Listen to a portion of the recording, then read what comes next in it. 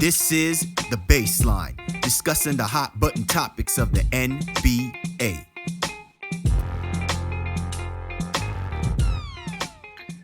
Welcome, everybody. You are tuned to The Baseline. Cal Lee Warren Shaw discussing the hot button topics of the NBA. We have got a phenomenal episode that we are so eager to roll out for you guys. It is just on and popping, and kudos to the NBA. Hey man, I got to eat my humble pie. Adam Silver and everybody up to this point have managed to make themselves look like they knew exactly what they were doing. And despite all of the noise, all of the circumstances that have been levied on the concerns regarding the pandemic, the NBA has done a fabulous job to get us this far. And now we have the NBA playoffs in full tilt. But it's more than just that, man. It's not just about the fact that sports can thrive under these circumstances. It's the fact that there are people who have made sacrifices and have dedicated themselves to assure us to have those type of luxuries. And we cannot wait to have a great conversation with an individual who's going to shed to light that same type of sacrifice and circumstance. But I can't do that without rolling out the red carpet to my right-hand man, www.shawsports.net, Big Kahuna PNC, my brother, Mr. Warren Shaw, repping out of Fort Lauderdale, Florida, a little bit close to the bubble, but not too close. Yeah, I'm going to keep my 250-mile distance, social distance away from all of that madness. I got your back. Way back. I appreciate it. Yeah. But as always, man, we do amazing things on the baseline on a regular basis. And, you know, we're excited about this week's guest and he's giving us an exclusive. So it makes us feel even that much more better about what we do here on our show. I hope everybody enjoys this because I think it's a great one. Absolutely. We've been rolling out our coveted series, FaceTime with the Baseline. And I think that it's only right that we have really one of the more sought after, professional, most versatile DJs that is out there, not just, you know, blessing, you know, the ears of the listeners who capture all of the games that are going on the national televised networks during the NBA restart, but has been laying the music down for quite some time. If you don't know him, you will know of him and you will know who he is and what he is about.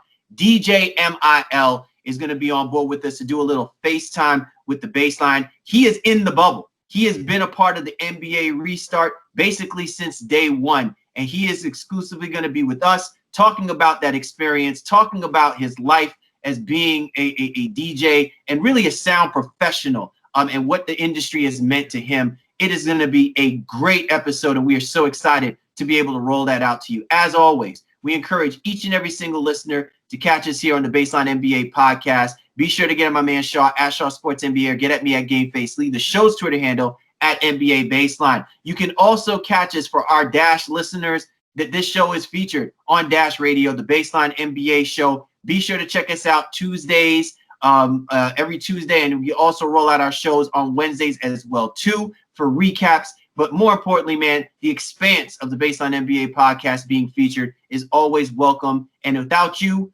it wouldn't be deserved. So again, we appreciate you and yours, but hopping on board with us and riding with this for this next hour as we give you this great episode to soak in. Let's not waste any time, man. You know how we do. You know how we roll. Let's do a little FaceTime with the Baseline. Time to do a little FaceTime with the Baseline, and we're going to take a different approach in our ability to discuss and cover, you know, the state of affairs right now in a very unique situation and circumstance that we're all living under these pandemic times. And I have to admit, I was a little skeptical. Sean knows how I felt about this, that I wasn't an absolute proponent of the NBA's move to decide to do the NBA restart in Florida, only specifically to the fact that at the time when the restart has taken place, it was while Florida became one of the hot spots and the epicenter of the pandemic.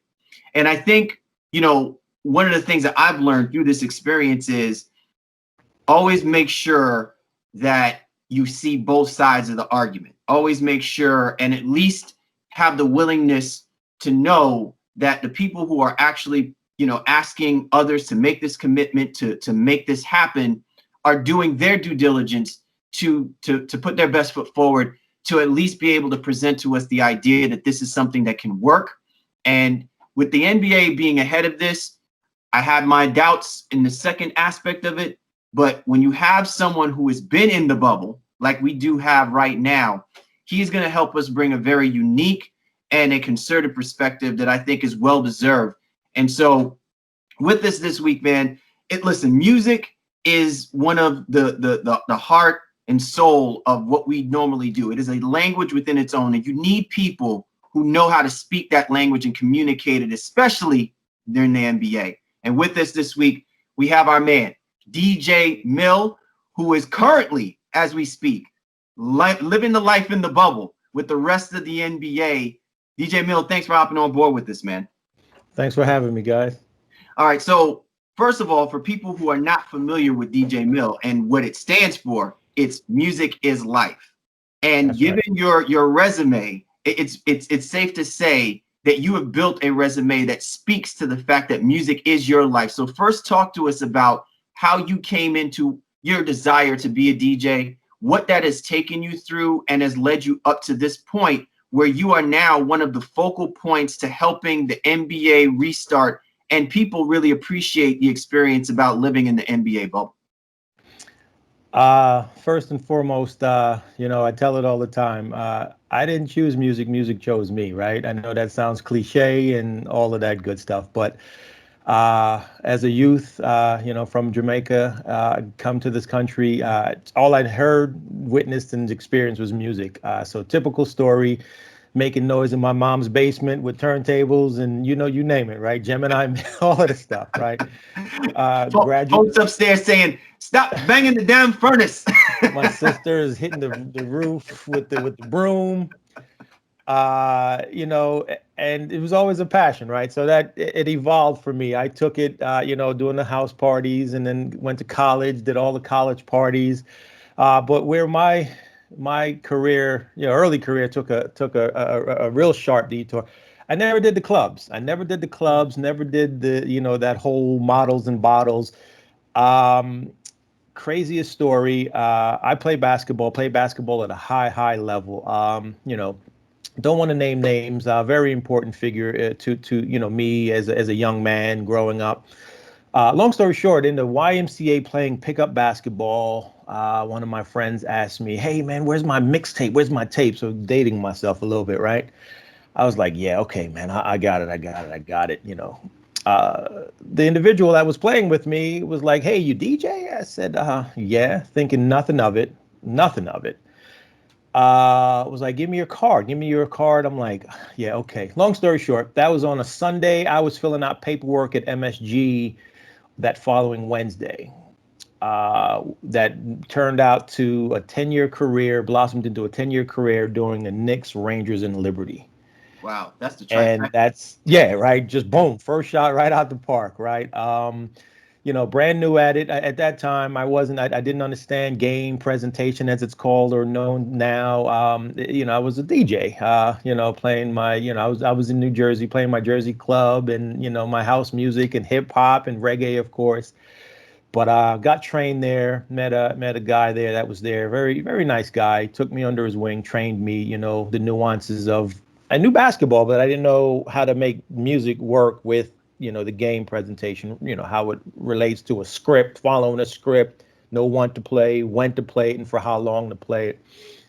And so the rest, I'm not going to take credit for me. I'm a spiritual man. The Lord guided me and cultivated my skills, my relationships, my network. And here I am today in the NBA bubble, I would imagine of, the Lord's guidance and the fruits of those relationships and networks that I've fostered along the way. Listen, man, that's a fabulous story, man. Like really and truly and humble, really, when you break this all down, it's great. And I obviously, we brought you on here because we want to talk about what's happened in the bubble and things of that nature. But the backstory has me intrigued, brother. Like I got to dig a little bit more. So what were some of the first joints you was playing? When you said you kind of crossed all genres, what made you, what song what song did you hear? You say, you know what, I want to do this. I want to get the crowd moving, as a DJ. I can't even tell you a song. I mean, music, like it's in the name I chose. Music is life. I fell in love with the art form. Really, I'm an equipment technology, tech junkie, right? I run a business as well, the DJ M.I.L brand, but I also have a business, Big Man Entertainment. So that's the umbrella. Everything falls under it.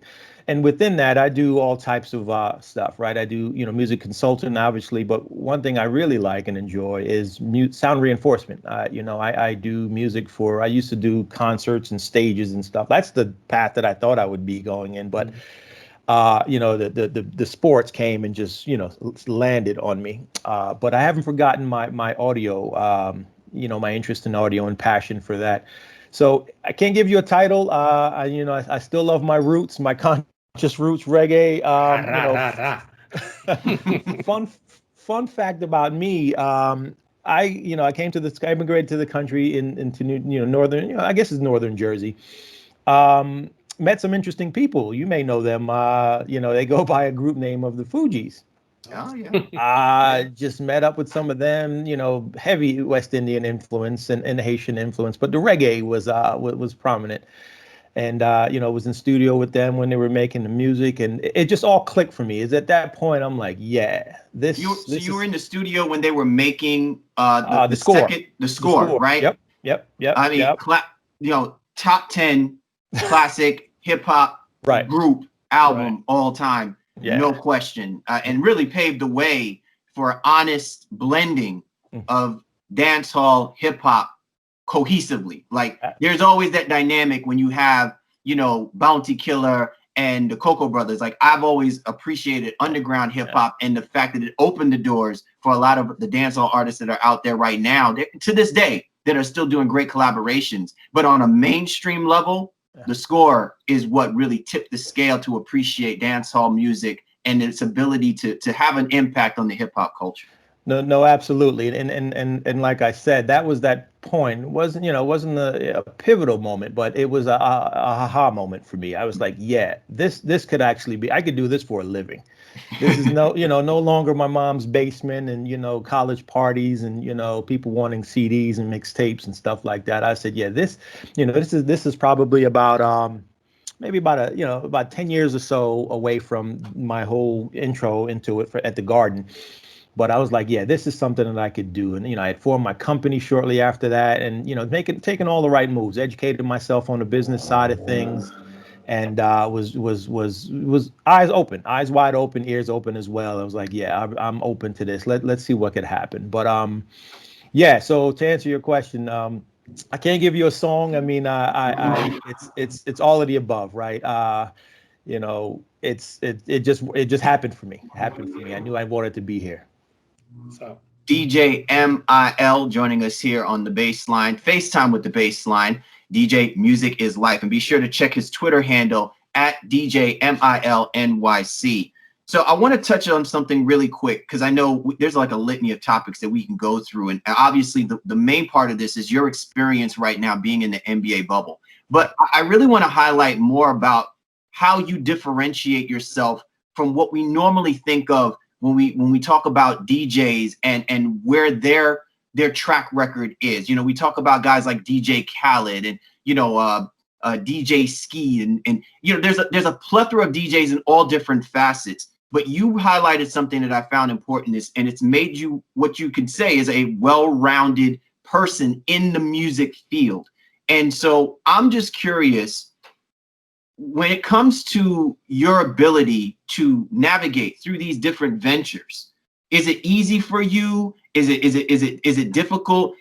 In other words, did you find yourself really it's hard to, you start, getting at different levels, consultation and, tech equipment and, building the brand. And then you forget, man, I'm not on the turntables as often as I'd like to be. I'm not putting together mixes, for the teams that I'm representing as a music coordinator as often as I'd like to be. Is it difficult for you to be able to make those transitions, or have you set yourself up in a way that you can always come back to the roots whenever you need to, because that in its essence is part of what's made you the person that you are today? Absolutely. It's because I'm well-rounded that I was able to to navigate. So just a little backstory on my position and what I do. It's called a music coordinator, right? So for instance, what I do for the NBA bubble, I do everything. I do the DJing aspects and as well as the in-game. But I know we didn't touch on it yet, but what I do for the Brooklyn Nets is it's solely music coordinator. So it's whistle to whistle. So everything in-game is all me. All of the, prompts, beats, the instrumentals, things like that is me. What I learned early was that because of my DJ background, it made it easier for me. So you have a lot of people that do music coordinator roles, but not a good title for them. It's not, we call them button pushers. Those are the guys or gals that have two computers and maybe an instant replay, and they're just triggering. Mm-hmm. What set myself apart early, because this is still relatively niche, right? You talk about Khaled and Ski and all of those are DJs, clubs, party vibes. They'll the ebbs and flows of a night. They'll take you through it, start to end. Whereas me, for a game, I'll do a 10, 15-minute warm-up mix and that's it. I'm transitioning to music beds for the PA and then, I'm supporting dance contests. I'm queuing up dancer routines, music. But what I learned early in my career was it made it easy because of my DJ background. A button pusher can't DJ. They just can't. They're not blending those tunes. You'll hear that awkward transition between song A and song B. So when I was at the Garden, it worked for me. I was like, oh, wait, I can still DJ and still fit in, game scripted elements. So that was, once I realized that, I said, okay, this is my avenue. This is my niche.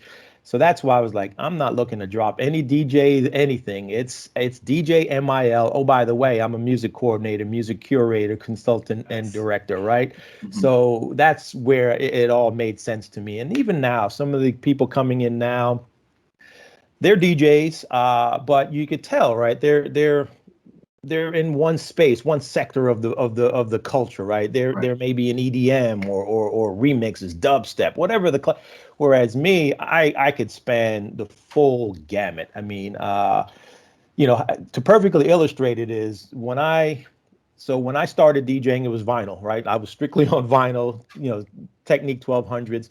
Then we went to CDs, and now we're on computers with the MP3s.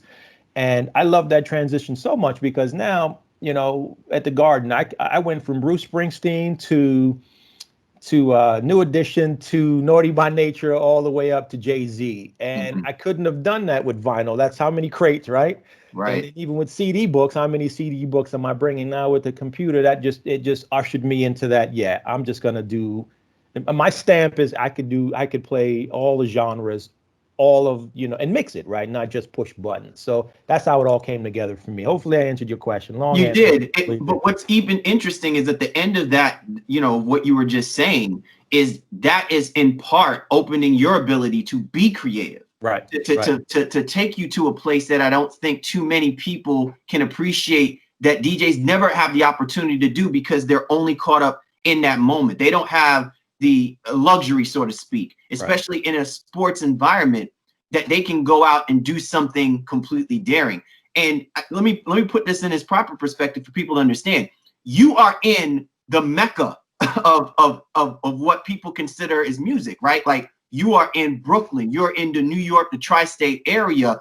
You guys are the testing ground, right? Like, you have to represent what a lot of people in other places don't have the luxury of being able to do because they don't get that experience. And so if you get it right, then you become, the prototype. And everyone tries to, like they say, they like to copy the style, they like to jock the style. So that to me, I find it remarkable because that brings longevity. But in essence, it shows how much you've learned through the years. And it's not just being confined to the idea of just being a DJ, but it started by being a legitimate DJ. And I applaud you for that. Absolutely. Thank you. Appreciate that. So as you kind of been doing what you've been doing, it makes me wonder, because ironically, about couple of years ago, we had DJ D Sharp on, I think, from the Warriors. Yep. I live in the South Florida area where DJ I.R.E. was doing stuff for the Heat for the longest time. Now I'm just kind of curious, like, do you have a kind of like a coalition, you know what I mean, where you help maybe mentor some of these guys who are on other teams and things of that nature? Not necessarily a union, so to speak, but I'm sure like a network where, you know, you all can kind of communicate and see kind of what's popping. And it's obviously it's different because each region, you know, bumps to something a little bit differently as well, too. No coalition, no union. There's a couple, not Facebook, Instagram pages that some DJs put together and invited me. You know, unfortunately, no. It's everyone seems to be doing their own thing. So I met D Sharp. I knew of him, you know, via social media, but we ran into each other for what is it, 3 years ago in China for NBA Global Games. Warriors were there. And real nice guy, solid guy. He's a DJ. So they have, you know, that's another thing. So I'm a music coordinator, DJ curator, however, whatever, you know, you want to call me. So they've broken up the NBA show. A lot of markets are doing this. They'll have a music coordinator and a DJ. D Sharp, more so. I don't want to speak too much for him, but he's your DJ. He's the official DJ for the Golden State Warriors. He's doing all your warm up mixes, your layup lines, certain segments in the show, you know, that you'd need some mixing and things like that. So you know, we kind of all doing our own thing. I met him, worked with him several All-Star games. So no, it's everyone's got their brand. Everyone's out there growing their brand, you know, moving their brand forward. But unfortunately, no, there's no real, you know, coalition. I get a lot of people reaching out just to collaborate here and there, but unfortunately, no, there's no real, you know, platform that we have to say, hey, you know, how could we help each other? It's unfortunate, but that seems, at least from my lens, that's the way it is for me.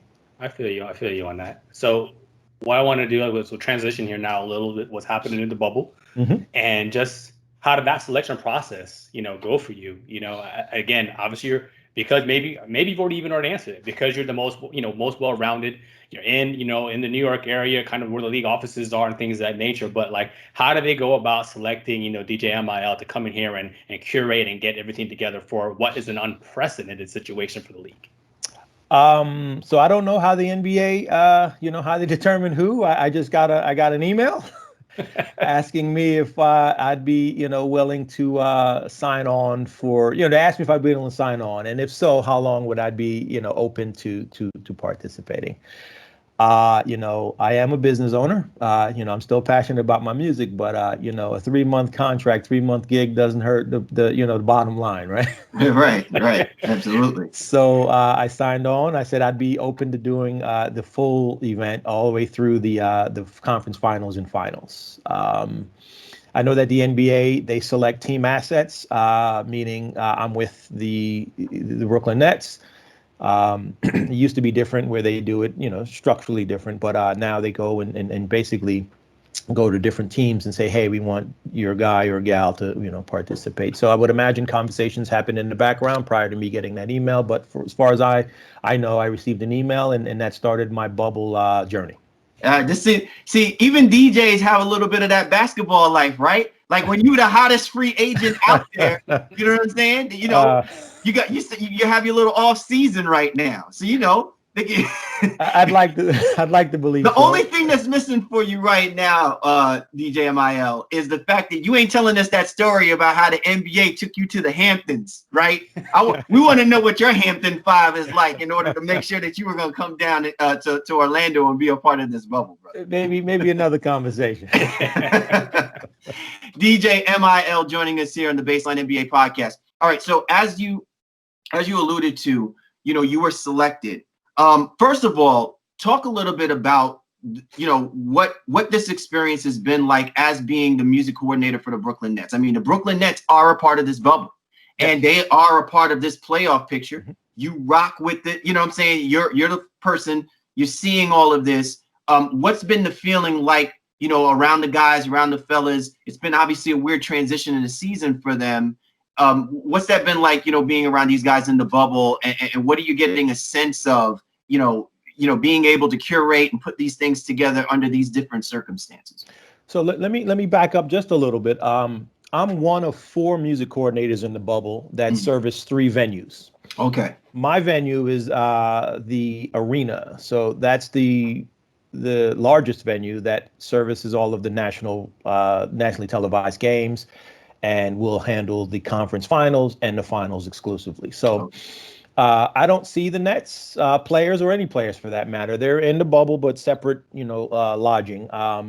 But to answer your question, the Nets, right? We're gritty. We go hard, right? It's depleted roster, new team, new members, but they all buy in, and they're making it work, making it happen. Secure that 7th seed, and optimism about the first round against Toronto, right? Who knows? Though I'm here trying to curate home team advantage, musically, for all teams. When you take away the travel, when you take away the market, the opponent being in an opposition's market, and the hotel may not be. I don't know. I think it's wide open. It's optimism for my guys, our squad, and we'll see. Does it make it challenging for you? Because I mean, clearly, you about the home team. I'm not trying to say you trying to sabotage the other teams that are participating, but does it make it difficult as far as the transition goes? No, it's not difficult. I mean, first and foremost, I'm a professional, right? So I'm going to do what I'm here, what I'm brought here to do. The professionals always use that as the first line, right? It's nothing personal. It's just business. It is. But I will tell you this, though. I was telling Warren before you got on. There was a playing game last week that I forget who the opponent was, but the Nets was the away team. And the NBA often does that whole white unis for a home team. That's been out of the window for a while, right? So the Nets were the away team in the home white jerseys. So it threw me off a little bit. Just routine habit, right? You see Jared Allen come for a dunk. I'm ready to hit. Where Brooklyn at? And I was like, whoa, they're not. But I mean, other than that, was a little confusing. But I managed, didn't hit any wrong, hits or anything. That's the difference between being a DJ and being a button pusher. Right. It's I managed to keep it together and get it together. But it's no conflict. I want to see my guys win, but you know what? It's bigger than basketball, right? This is working. It needs to work. I'm glad it's working. I'm even more happy that I'm a part of it, working. So no, I'll put my professional hat on and do what I need, what's asked of me. So let's talk a little bit about, again, that in-game experience and what that means. Because as fans and connoisseurs of the league, we're often watching games. We see players bopping, Westbrook, Harden, they're used to, they dancing on the sidelines, et cetera, et cetera. Crowd gets into it. You got virtual fans now, right? So what is that like, creating that atmosphere for basically league officials and I guess reporters who are there, and the players themselves, but no fans who can really feed off that energy that you'd ordinarily create? It's different. So we're done with the playing games. I think it was 21 playing games that I did, our group did. And, the players, it's pockets. The games have pockets, right? They want to get, we keep them vibing. They come out about an hour and a half, 2 hours before tip to do the shoot around. So, I keep mixes going there, keep getting them in a nice space, right? Music usually does that. We get the tip, we have the home team's rituals. So whatever elements they sent, we make sure we hit that for the home team to feel like, they're home. They hear their PA announcer. In some instances, the intro music, things like that. But it's different in game. I'm playing, like, for instance, Houston. It's that pace. You see the pace on the court, right? Same goes for the music. I'm playing first minute or two. I get 126 BPMs or more. It's not even the BPMs. It's the amount of music. So I get a hit in my headphones. Hey, we need more beats, more prompters, more music. I was like, oh, more than I'm playing. They're like, yeah, keep it going. I checked my Serato library. It was about 165 tunes that I played that night because every possession, it was just the beat, music. They just wanted to pipe it in. And that's how that team runs, right? Was that 7 seconds or less? I remember when I was at the Garden, D'Antoni was at the Knicks at the time during my tenure there. And it was just constant moving. So each team is different, that example with Houston, whereas Boston, they want no music. it's no music. Their team, they prefer to not have any in-game instrumentals or beats. They have a few organ prompts and things like that. So, that's, both sides of the spectrums. And, somewhere in the middle is a balance for the team and or the people inside the arena. I think, was it 2 nights ago last night? Caught a timeout. I was just feeling it. I threw It Takes Two, Rob Bass and DJ Easy Rock. Looked over, saw my game director rapping to the beat. I'm like, oh, look at this. So I said, okay, let that play. Came into another record. I think it was Poison. Then came into Apache. It was just a nice commercial break. They keeping them vibes. So at that point, I realized it really wasn't just for the players, right? It's for everybody there. We're all there, long hours, long days. Unfortunately, I'm the one working while they're dancing, but you know what? It's all part of it. DJ M.I.L joining us here on the Baseline, FaceTime with the Baseline. Be sure to check his Twitter at DJ M.I.L NYC. So DJ, I'm curious now. Like, you've kind of given us really a well-rounded view of what it's like being yourself in the bubble and what it potentially is for yourself outside of the bubble. How much time are you investing in the preparation? Because, originally before the way we were talking about it was like, hey, you might only be solely responsible for things that are going on with the Brooklyn Nets, but your job in this bubble is way bigger and obviously has a high level of importance because it is reflective of the televised games and stuff. So how much prep time is going into prior to you guys laying it out, for our viewers and also for, everybody that's there for those televised games? So, yes, it is more than the Brooklyn Nets. The Brooklyn Nets are one of 22 teams that were invited. I'm not here for the Nets. I'm here as part of the NBA restart. With that said, teams were required or asked to submit music content for their home market. Songs, special hits, special player hits after basket, traditional songs. So all of that came over in a box account, as you can imagine. So preparation is the key word. I had to sort, I had to organize and lay out, get familiar with the song, set cue points within the program, the playback software. So it's a lot. It's a lot. Even after that initial prep. For instance, at 1:00, I have a call to prepare with the game director for the LA Clippers for their home game, first playoff game tomorrow. So even then, it's still okay. Nothing's changed. The video people talk about video content, graphics, so on and so forth. And then the music. Hey, we're still going to use this for intros. We still want to use these for some of our high timeouts, and players want to hear A, B, C, X, Y, Z. So yeah, prep is the key. Fortunately for me, you said about inside the bubble and outside the bubble. I'm one of those. I don't know if it's I'm not a horoscope guy follower, but I'm a Virgo, and I know we're extremely organized. Everything, I have redundancies for everything, right? Down to my time machine backups, redundant playlists, and all of the above. So that's second nature for me. Preparation. I think I tweeted something the other day. I think, what was it? Planning is key, but execution is paramount, right? And you execute based on how you plan. So it is a lot. So I am doing. So for instance, tomorrow I'm what I do for Brooklyn, I'll be doing for the Clippers for their first game, playoff game tomorrow. DJ M.I.L out here just doing it lovely, and we got to get. So I know you got to run here in a little bit. You want to get a couple more in here before you off to another plethora of meetings and coordination, as you said, as you try to prepare, to keep everything on the up and up. So do you have anything to do with even the pumped in sound of the audience that we're hearing on the back end as well too? Is that you as well too? No, that's not me. That's a separate company. Really good people and really intuitive, really creative.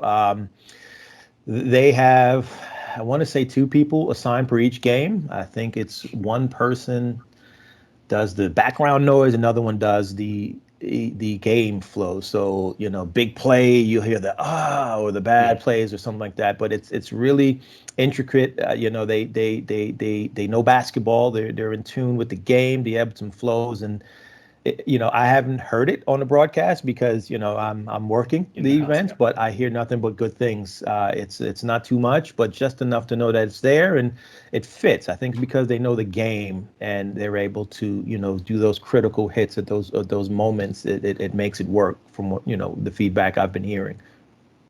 All right, so obviously before we let you ride off, we want to get the personal side of you in the bubble right now. And I think that that's important because you are an intricate person who is contributing to so much. So for people like us on the outside, we are ever so appreciative that you can take the time to sit and rap with us and really give people who don't truly understand the kind of sacrifice and commitment that's being made. Not just because, obviously you have other entities and things you could do, but this is something that you wanted to do. And I think, that to me in its own right, should be applauded and lauded for that. So what's that like now for you being in the bubble? You've been here now, how many months? Like it's been more than 2 months. It's 1 month, 2 months ago. 2 months ago. Okay, there you go. So what's the experience been like for yourself? Where's the biggest struggle been for you more than anything? And what's been rewarding for yourself in being a part of this NBA restart? Well, the biggest struggle has to be being away from my family for 3 months. I don't know, how I can get around that, right?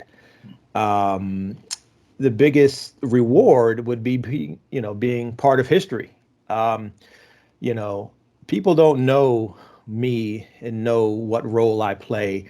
And telling Warren earlier,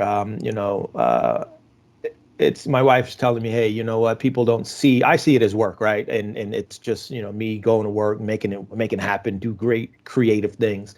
But she was telling me that people don't see that. They see what you do as interesting, and even oftentimes bucket list, like traveling. I studied off the beat a little bit, but I studied history in undergrad, and made it to the Great Wall of China through NBA Global Games.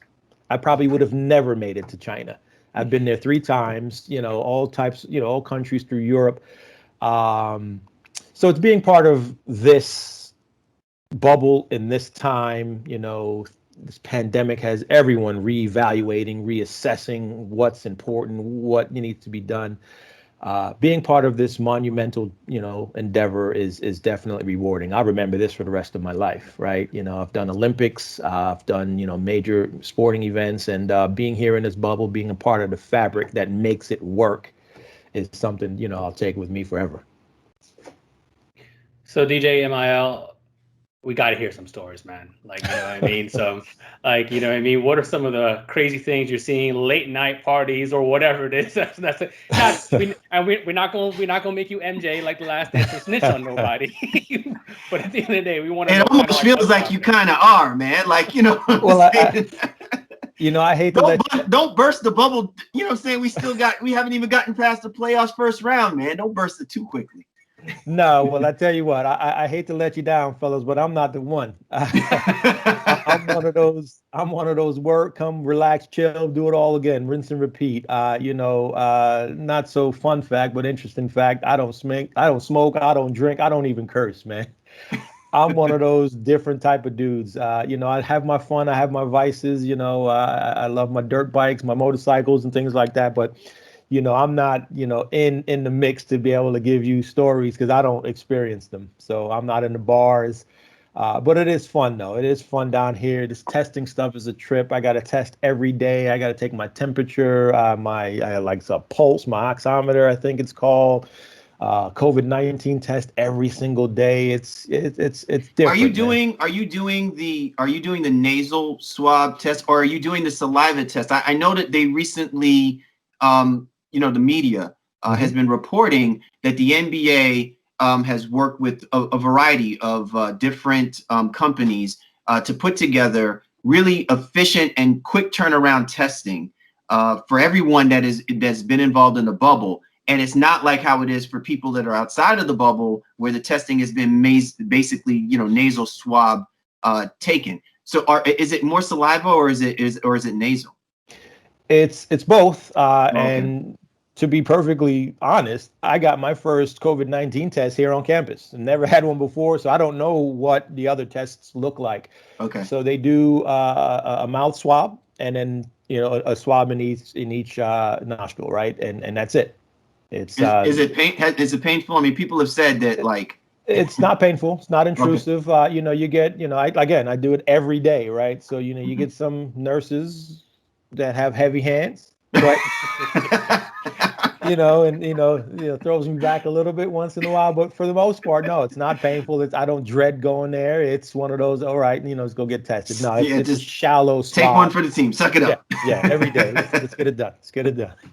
I hear that. So my last one here at DJ M.I.L is just, again, of everything that you've experienced and the people that you met, I'm sure this still's got to be a great networking opportunity for you as well, too. I mean, you're doing unprecedented work here now, but obviously you've been in the game and you know a lot of people, but have you met some new people, some new contacts and things that you think you're going to be able to even expand all the great work that you do as a result of being in the bubble that you may not have gotten that opportunity otherwise? No, absolutely. Absolutely. The biggest thing for me is seeing all of these ESPN reporters and casters that I only saw on television, right? Or I see them in the distance in the arena. So one quick story, Mark Spears, I don't know if you know Mark J. Spears. Yeah. Is on the bus ride coming home. He was like, yo, what was that Jay-Z mashup with Biggie? I never heard that. I was like, oh man, silly me. I'm like, oh, you were listening, like, right? He's like, nah, man, of course, I like that. I laughed. I said, well, I don't know, and we were getting into it. We were talking music. I said, well, I know I play a Fab and Biggie mash, but I don't remember a Jay-Z. He's like, nah, you played Biggie and Jay-Z. Go check your Serato and get back to me. Here's my card. Check your Serato. I was like, okay. Sure enough, I came back and found the title. I just think it's remarkable that Mark knows it's Serato, right? Like, go check your Serato. It's he's got a Serato, and you didn't even know about it. Yeah, I was like, yeah, you told me that, almost sunned me, man. I was like, okay. But no, it's cool. I see a lot of the reporters, and it's cool. It's pretty. They're people just like me, right? And they're doing a job, and they let their hair down, and they just want to do what they're brought here to do, and do without being bothered. And it's cool. I can respect that.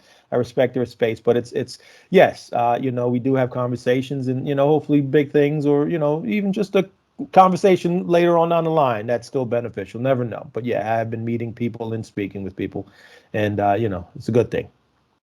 M.I.L, as we end this off, man, I think the best way for us to allow everyone to really embrace and appreciate you spending the time with us here is what is it that you want people to know? What is it that you want people to take away from, especially from this interview that we've done with you, as it pertains to not just you as a person, but you in being a part of what you just said is something very historical. What do you want people to kind of really embrace and understand as we send this off? I tell you what, honestly, for me, I have this conversation with my wife and some of my peers all the time. Everybody's not a DJ, there's more to it. You don't just clump everybody together, right? I struggle with that in business, right? When I go meet people and talk to people, my LinkedIn page, it took me 5 years to realize, do I keep DJ on there? Do I put my name on there? It's like, you know what? Don't define everyone you see that does music as being a DJ. There's so many components. There's so many different, like we brushed on and talked about here, so many different, avenues and lanes that music people that, are passionate about music can go to. I say that because it affected my business for a while, right? It affected who I talked to, and they were, some of them were dismissive. Oh, you're just a DJ. I'm like, okay, well, you know what? That's the Lord telling me I don't need to deal with you if you're just gonna brush me off like that. But I think about the young entrepreneurs coming up, right? Are they deterred? Are they not pursuing dreams based on what someone else's perception of them and what they'll amount to? Never in my wildest dreams did I think I'd be traveling the world playing music. Ever in my and that's one thing I want to start doing next. You talk about what's next for you. I want to start talking to these young people of color, right? And dare to dream big. Do what it is you want to do, and don't be afraid to work for it. For me, my two loves align: basketball and music, right? here doing it on a global stage, even though it's here in Florida. But the world is watching. The world is watching, and the NBA is back, but more importantly, there are people behind, that made it so, that brought it back. It's hard. They don't see me. I appreciate you two gentlemen for having me on. They would have never known who DJ M.I.L is. I'm not a Twitter guy. I don't get on it too much. I try to, show some people. My sister tells me, you got to post pictures. You got to post pictures. People got to see it. Hopefully I answered your question, but yeah, there are people behind the roles of what you hear, and just take them serious. Take them serious, because they may not be doing what they do best right now, but they have a lot of in them.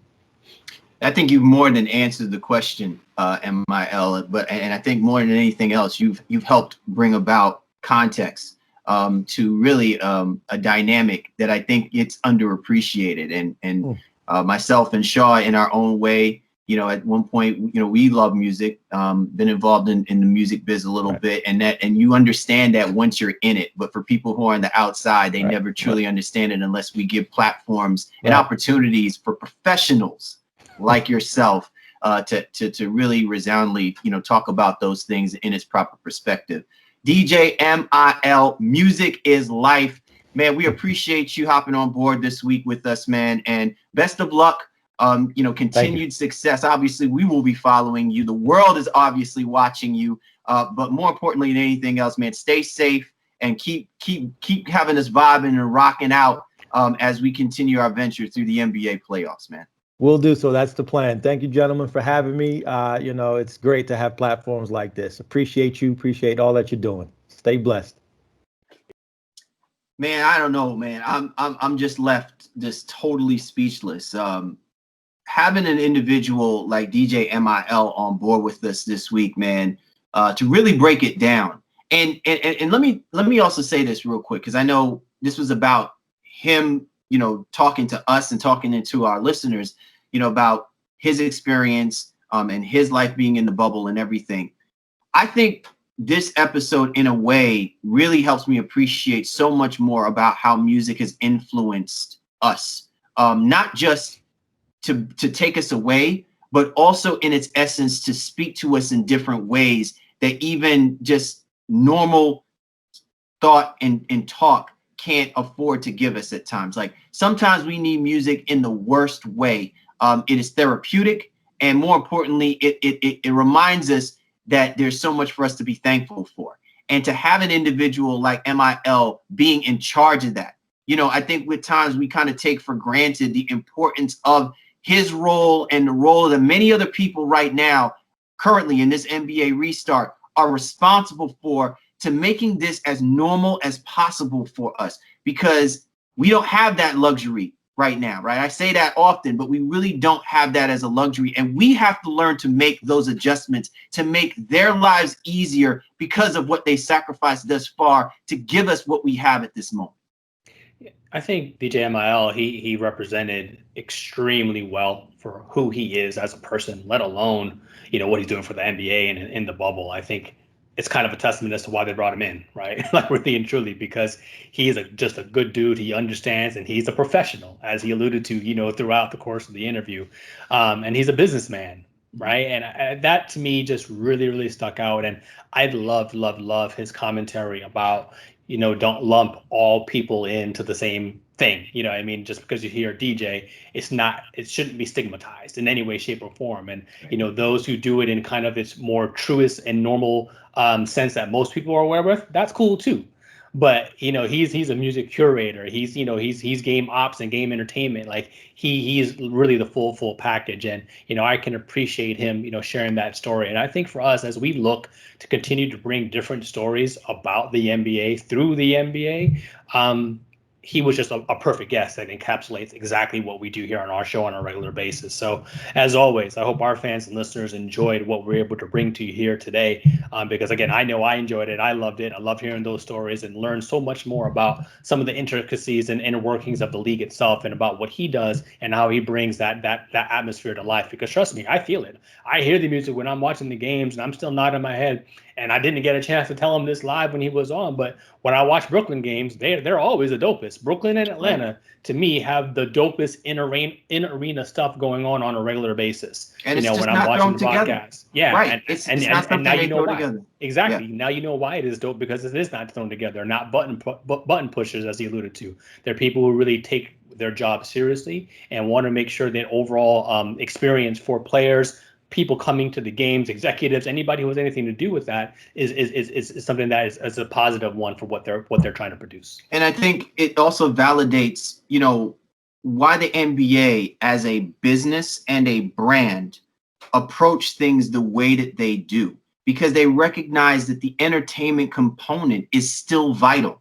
I think sometimes we take for granted the entertainment component because we think that it's about the players going out and just playing the game and are supposed to be entertaining us. The experience of entertainment is encompassed in all things. And when the NBA looks at it from a cultural perspective, it's the reason why individuals like DJ M.I.L are so vitally important, because they bridge that gap.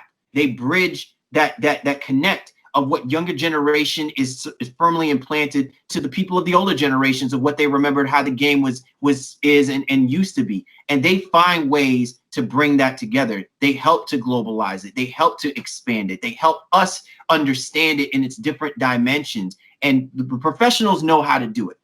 Individuals like M.I.L, they know how to do it. And we are, I guess you could say, just very fortunate to still be in that space. To be able to see that and take it in for what it represents. And as always, we appreciate everybody for tuning in with us here on the Baseline, for capturing, for listening to this great interview. And I would encourage people, if you want to know more about who DJ M.I.L is, we encourage you to go to his website. It's www.djmil.com. And, hey, get to know the man behind that is the driving force for why we appreciate, everything there is to appreciate about the game when it's not just about the players. All right.